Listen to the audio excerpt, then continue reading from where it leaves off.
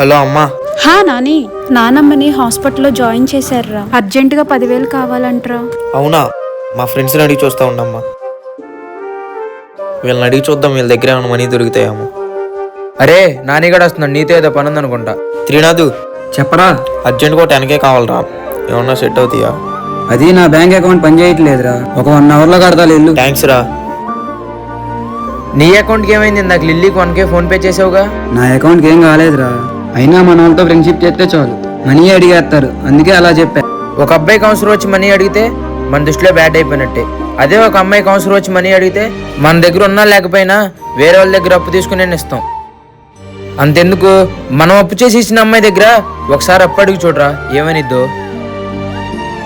ఒకటి గుర్తుపెట్టుకో, మన దగ్గర ఉంటే ఉన్నాయని చెప్పు, లేకపోతే లేదని చెప్పు. అంతేగాని వాళ్ళ ఫీలింగ్స్తో ఆడుకోకరా. వాడు ఏ ఇబ్బందిలో ఉండి నిన్ను అడిగాడో అర్థం చేసుకో.